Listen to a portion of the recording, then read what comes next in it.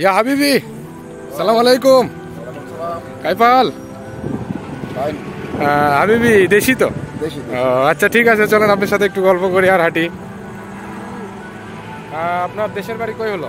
চট্টগ্রাম সাতকানিয়া। চট্টগ্রাম সাতকানিয়া। তো হাবিবি নামটা কি? লিটন পালিত। লিটন পালিত। ডন্ট মাইন্ডেড, নন মুসলিম? নন মুসলিম। তো বিষয়টা হচ্ছে, এটা তো সৌদি আরব, আপনি কতদিন ধরে এসেছেন? আমি আসছি ফেব্রুয়ারির 4 তারিখ। ফেব্রুয়ারির 4 তারিখ। তো এখন তো রমজান মাস চলে, তো আপনি তো যেহেতু নন মুসলিম, তো এক্ষেত্রে আপনার সমস্যা হয় না?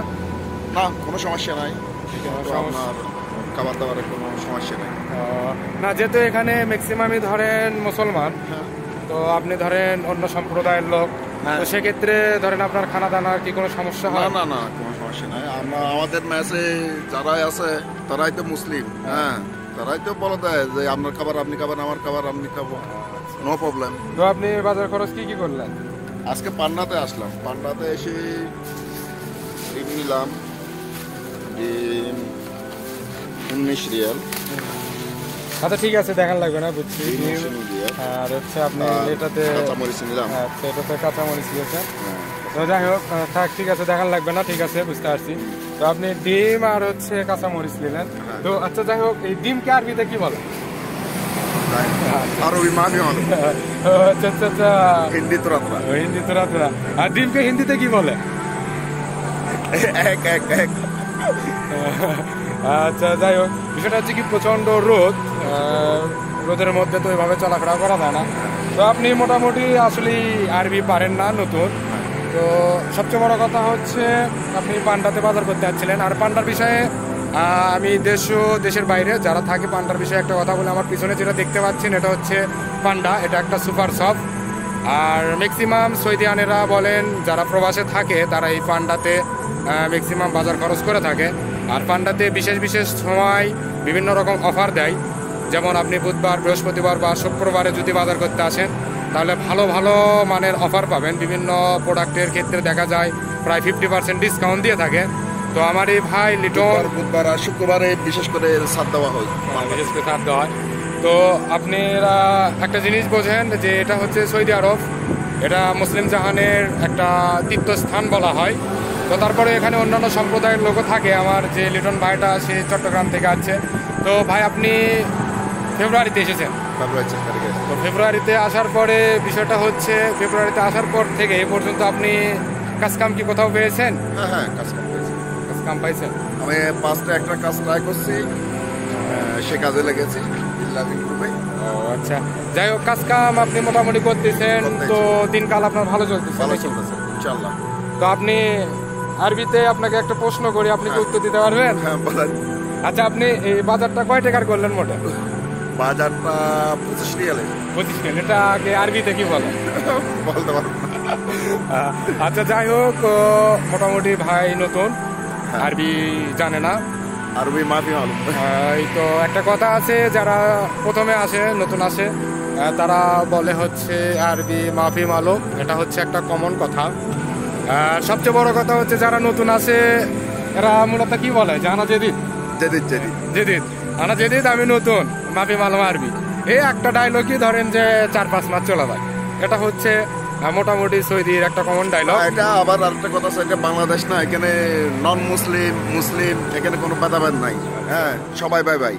আচ্ছা, আর একটা বিষয় হচ্ছে কি, আপনার যেহেতু রমজান মাস, সন্ধ্যা মানে ইফতারির সময় ইফতারি করা হয়, তো সেক্ষেত্রে আপনি তো নন মুসলিম, আপনি সেক্ষেত্রে কি করেন? আমি মসজিদে যাই ইফতার করি। মসজিদে যাই ইফতারি করেন? সবার সাথে ইফতার। ওখানে কোনো সমস্যা নাই? না, কোনো সমস্যা নেই। মানে এখানে সম্প্রদায় ভেদাভেদ নাই? কোনো সম্প্রদায় ভেদাভেদ নাই। আচ্ছা, তো ভাই এটা হয়তো বাংলাদেশের ক্ষেত্রে ব্যতিক্রম হতে পারে। বাংলাদেশে দেখা যায় কি, ধর্ম সম্প্রদায় এগুলো অনেক ভেদাভেদ থাকে, গোত্র ভেদাভেদ থাকে, কিন্তু এখানে এগুলো কোনো সমস্যা আপনার আজ পর্যন্ত মনে হয় না? তো সেক্ষেত্রে আপনার কি মনে হচ্ছে যে সৌদিতে ধর্ম বিষয়ে কোনো বাড়াবাড়ি? না, এখানে তো যে যার যার কাজে ব্যস্ত। ধর্ম নিয়ে কথা বলার সময় আছে। আপনার ধর্ম আপনি পালন করবেন, আমার ধর্ম আমি করবো। এক্ষেত্রে আপনি কোনো প্রবলেমের ফেস করেন? না, কোনো প্রবলেম নেই। আচ্ছা, তো ভাই দেশে কি করতেন আপনি? আমি দেশে মেডিসিনের ব্যবসা করতাম। মেডিসিনের ব্যবসা? আমি হাজারগঞ্জে মেডিসিনের ব্যবসা করতাম। নিজস্ব ব্যবসা না কোনো কোম্পানির আন্ডারে দোকান? না, আমার নিজস্ব ব্যবসা। নিজস্ব দোকান, ফার্মেসি ছিল? হ্যাঁ, ফার্মেসি। তো আপনি দেশে একটা মোটামুটি সেটেল ছিলেন, কিন্তু হঠাৎ করে বিদেশে আসার সিদ্ধান্ত নেওয়ার কারণ? না, এটা আসলে বিভিন্ন কারণবশত হয়ে গেছে। এটা নিজের ব্যক্তিগত ব্যাপার, এটা ভিডিওতে উল্লেখ করলাম না। আর যাই হোক, এটা আসলে বন্ধুর মাধ্যমে আমি এখানে বিদেশে আসা। আসলে বন্ধু তো এই বন্ধু না, বন্ধু তো দালালেই দালাল, বিচার দালালেই দালাল থাকে, ঠিক আছে। বন্ধুর নামে বাসু, তার ধর্মপুর বাড়ি, ঠিক আছে। বন্ধুকে দেখে নেব। আচ্ছা, যাই হোক, আপনার কি দালালের প্রতি অভিযোগ আছে? হ্যাঁ, অনেক অভিযোগ, অনেক অভিযোগ। এই দালাল তার বাড়ির প্রতিবেশী, তার পাড়ার লোকে নেয়া কোনো কাজ দিতে পারে না, 2 মাস 2.5 মাস বসে রাখে। আমার মতো ছেলেকে 19 দিন বসে রাখছে। সে আমার সাথে একই কোম্পানিতে, বাংলাদেশে অনেকদিন অনেক কোম্পানিতে চাকরি আছে, আমার সাথে এসে বেয়ামানি করছে, আমার সাথে সে চিটারি করছে। হ্যাঁ, সে যখন আমি এখানে চাকরি দিতে পারি, অনলি আমাকে 50টা টাকা দেয়।